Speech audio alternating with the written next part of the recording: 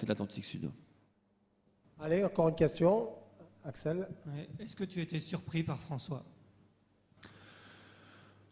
Oui et non, c'est-à-dire que pour moi, je savais qu'il c'était quelqu'un qui avait bien préparé son Vendée, avec son équipe, bien entouré, bien conseillé, et qui laisse peu de hasard.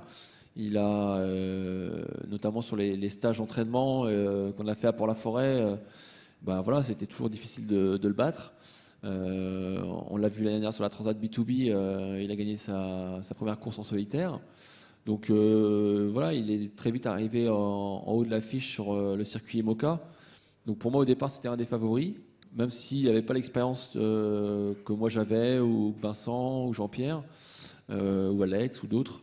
Je savais que sur un Vendée, il pouvait très bien faire quelque chose de très très bien. Et après, j'ai été surpris effectivement par le fait qu'il ait fait très peu d'erreurs, qu'il a toujours été rapide, il n'a jamais eu de coup de mou, enfin en tout cas sur l'eau ça se voyait pas de l'extérieur.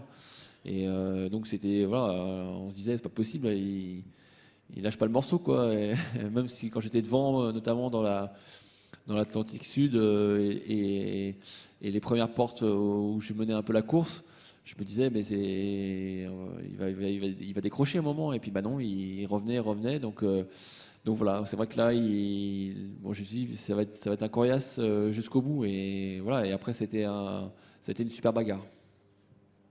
Allez, encore des questions. Là-bas. Oui, Armel, vous êtes que quelques-uns finalement à avoir fait le tour du globe à la voile comme ça. Est-ce que malgré tout, tu as conscience que faire un tour du monde en moins de 78 jours, peu importe la place, ça reste, à moins de 80 jours, pardon, peu importe la place, ça reste quelque chose d'absolument extraordinaire. Vous êtes combien à être descendu sous les 80 jours? 2 aujourd'hui. C'est titanesque. Que tu arrives à avoir assez de recul pour te dire finalement j'ai fait quelque chose de waouh, génial. Ben non, je me rends pas compte en fait. Je pense qu'au jour d'aujourd'hui, pour moi, ce qui compte, c'est pas le temps de course, c'est le résultat. Parce que bah voilà, on vient d'arriver et demain on va lire la presse, et voilà, je sais très bien que ça va être François le vainqueur et moi je serai deuxième. Mais c'est le jeu, c'est comme ça, hein. Il y a un vainqueur, un vaincu. C'est comme là. À Melbourne, c'est Djokovic qui a gagné et Murray il a perdu, hein. C'est le jeu. Et C'est même le résultat. ah mais moi je sais tout, moi. Ah bah c'était pas un bon week-end, hein. Federer a perdu, le handball français a perdu, moi je fais deuxième, j'étais c'est un peu dur, hein. Mais bon.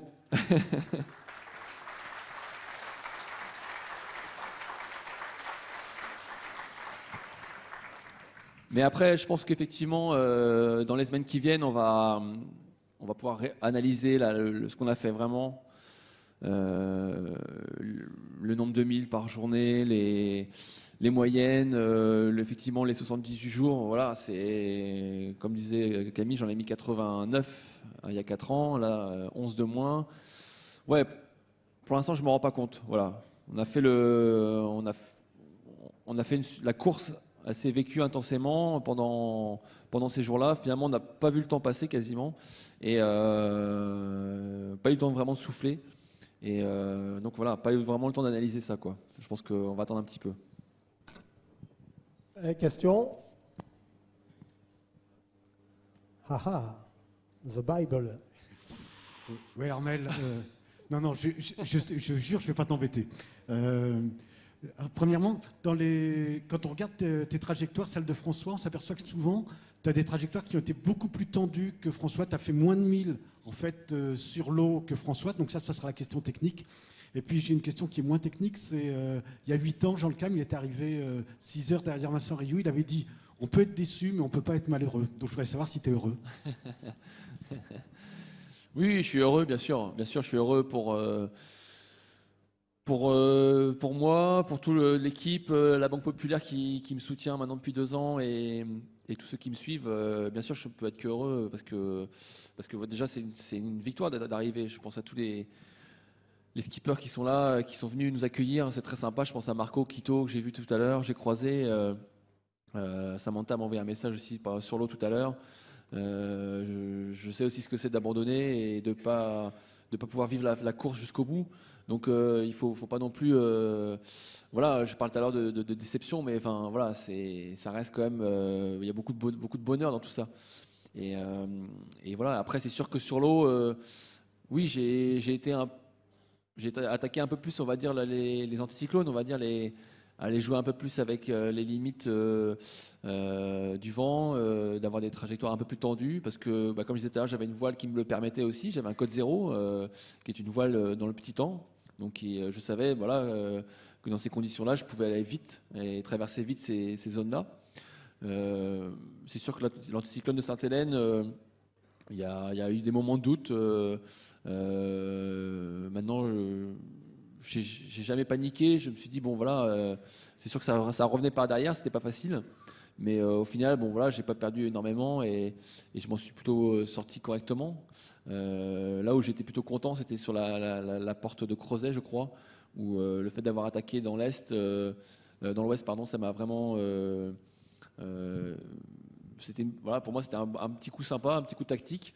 Je pensais en sortir un peu mieux que ça. Et bon, bah voilà, et au final, j'ai grappillé quelques milles. C'était pas énorme, mais oui, effectivement, j'étais content de pouvoir de temps en temps jouer des coups tactiques. Il n'y en a pas eu beaucoup, mais il y en a eu quelques-uns. Et ça, c'est ce qui me passionne sur l'eau. C'est pour ça que je fais de la course au large. Voilà, c'est le fait de jouer avec la météo, trouver les trajectoires la meilleure possible. C'est la route idéale, hein, comme on dit. Moi, c'est ce que je recherche. Alors, on n'y arrive jamais vraiment, mais on s'en rapproche de temps en temps. Et bon, voilà, là, j'ai pas, on va dire, François a trouvé la route idéale mieux que moi. Bon, ok. Encore des questions? Allez-y. Armel, Jacques Buader d'Ouest France. Est-ce qu'il y a eu un moment précis où tu t'es dit, en regardant les trajectoires, en regardant la météo, c'est plié, je ne pourrais pas revenir? Est-ce qu'il y a eu un moment où, parce que tu disais toujours à toutes les vacations, je lâcherai rien, mais est-ce que dans ta tête, il y a eu un moment précis ces derniers jours où tu t'es dit, c'est plié, j'aurais du mal à revenir? Et deuxième chose, c'est qu'il y a beaucoup de gens qui croyaient beaucoup en ton retour. Est-ce que tu sais que tu es aussi à l'origine de rupture de stock de cierge à la cathédrale de Saint-Paul quand même?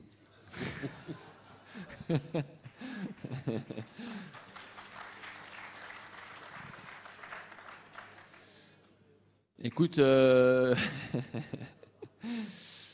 pour moi la course, on va dire que j'ai cru un peu dans le pot noir pouvoir revenir. Je suis revenu, on va dire, sur une partie de mon retard.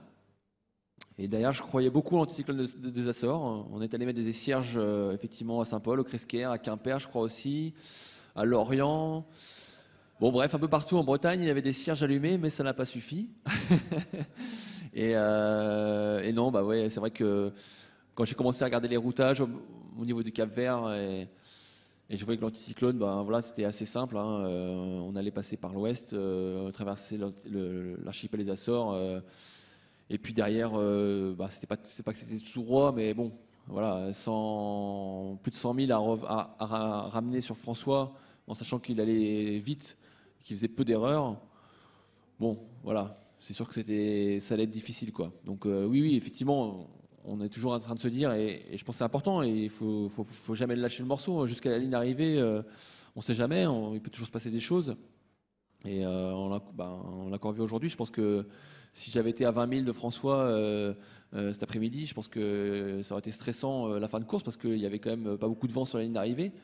Bon, bah non, voilà, ça aurait été sûrement différent aussi dans sa façon d'aborder la ligne d'arrivée. Mais en tout cas, voilà, c'est vrai qu'à partir du Cap-Vert, je me suis dit, bon, ça va être dur. Ça va être dur, ouais. Allez, des questions? Allez, une, après Claire, après toi. Vas-y. Armel, sorry, a question in English. Maybe Camille can translate. You mentioned you had some trouble with your sails. Can you explain a little bit more about the technical problems you had during the race, and did they actually have any impact on the end result?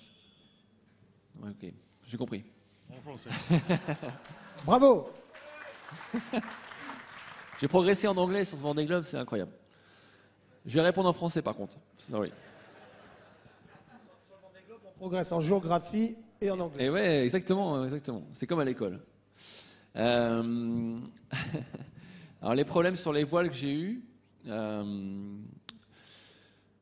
fait j'ai eu donc je disais un Gennaker qui est resté bloqué donc dans le Pacifique. Je ne sais plus exactement où c'était, mais entre deux portes, je crois, ouest et est Pacifique. Donc un Gennaker qui est resté bloqué en haut, qui le hook ne déhookait pas, ne déhookait plus, et on allait partir sur du reaching, donc du vent de travers, avec du vent fort. Donc et bien sûr avec la voile devant le Gennaker en place, c'était pas très très bon. Parce que ça pouvait, risque qu'elle se déroule, que ça fasse une poche, et puis bien sûr c'est du fardage, donc ça freine le bateau. Donc du coup je suis monté dans le mât 2 fois pour aller déhooker là-haut, donc c'était pas simple, parce que c'était dans le Pacifique. Bon maintenant les conditions ont été, il y avait un créneau, j'ai vraiment eu de la chance sur ce coup-là, parce que c'était un moment où le vent est en train de mollir et avant que ça rentre, et là, voilà, donc je suis monté rapido, et puis derrière j'ai eu ce problème tout à l'heure, je parlais du lashing là sur mon grand Gennaker, donc qui a cassé, donc dans le détroit de Le Maire, où ça a été difficile pour le remettre et où j'ai perdu du temps. Et puis c'est à partir de l'équateur, je crois que c'est après l'équateur, non, après le poteau noir, pardon, où mon génois est resté bloqué aussi devant. Donc le génois, en fait, c'est la voile de près qu'on utilise, qui est la plus grande. Et dès qu'on débride un petit peu, ou dès que le vent rentre, on la fait tomber pour éviter que ça fasse du fardage. Et donc là, je ne pouvais plus la faire tomber. Donc du coup, j'étais un petit peu moins bien en vitesse, même si c'était moins pénalisant qu'un Gennaker.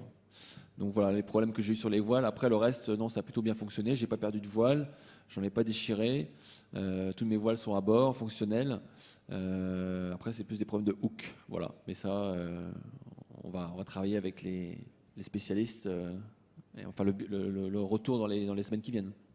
Allez, une question devant, Sabina de Claire, qui sous sa belle casquette va prendre le micro. Hi. I'm Claire McNaughton. So we discovered earlier that Francois Gabart on day 5 had problems with his engine and his hydro generators throughout the race. And now we're learning that you had problems with your sails, but both of you played poker on the Vendée Globe Live and never told us of your problems. So do you think if you had been more open about the situation, you would have been giving Gabart a psychological advantage, or you would have lost something, or, it's because this is the first we hear of, because we've had 78 days of everything's great, I'm really happy, it's a fantastic race, got no problems at all, and then all of a sudden, Gabart's had loads of problems, you've had loads of problems, and, is it poker? Fais court. Compris? J'ai pas tout compris, mais c'est Camille, tu vas me dire. En fait, c'est un peu la question que j'ai posée à François tout à l'heure. Vous avez eu pas mal de problèmes tous les deux, mais vous n'en avez absolument rien dit, c'est-à-dire que tout va bien à bord de Banque Populaire ou à bord de Massif. Ce que te demandait Claire, c'était de savoir si tu voulais justement cacher ça pour pas donner un avantage quelconque à ton adversaire. Oui, bien sûr, c'est le but, c'est pas de donner nos points faibles, nos faiblesses, et de dire que tout va bien. C'est sûr que c'est un peu de l'intox de temps en temps quand même, mais je pense que c'est finalement. Enfin, moi, je pense qu'en termes de performance, ça m'a pas pénalisé énormément tout ce que j'ai eu comme problème. J'ai pas eu un gros problème technique qui m'a fait vraiment perdre des milles ou perdre du terrain énormément. Que j'aurais pu cacher. Donc je pense que quand je disais que tout va bien, j'étais pas très loin de la vérité, même s'il y avait bien sûr de la bricole et des choses à faire. Après, effectivement, j'ai fait la liste des choses qui me sont arrivées. J'en ai eu plusieurs, des petits soucis. Je pense que tout le monde a eu son lot de galères. Mais bon, voilà, ça fait partie de la course, ça fait partie du Vendée. La trousse à outils, elle elle est souvent sortie.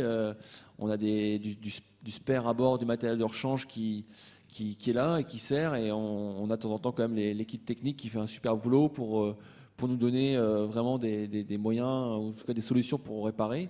Moi, j'ai eu un support d'hydrogénérateur qui a cassé le 3e jour de course. Parce que je pense qu'on a beaucoup parlé des hydrogénérateurs, notamment le problème qu'a eu Bernard. Hein, et je pense que, en fait, moi, je ne remets pas en cause les hydrogénérateurs parce que ça m'a bien servi. Il me reste du gasoil à bord.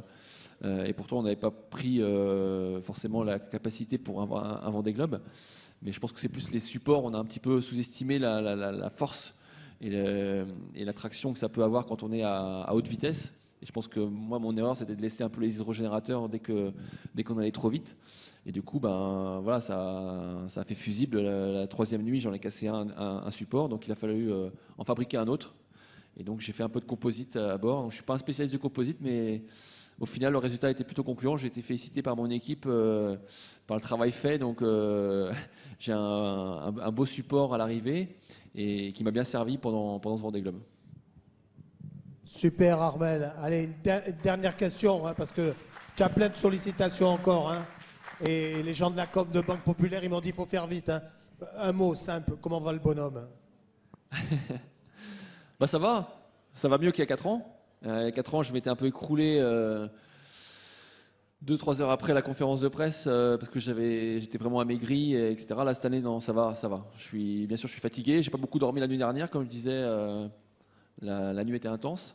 Et puis, j'ai cravaché aujourd'hui pour être avec vous ce soir. Donc, voilà, non, ça va. Je suis content d'être arrivé.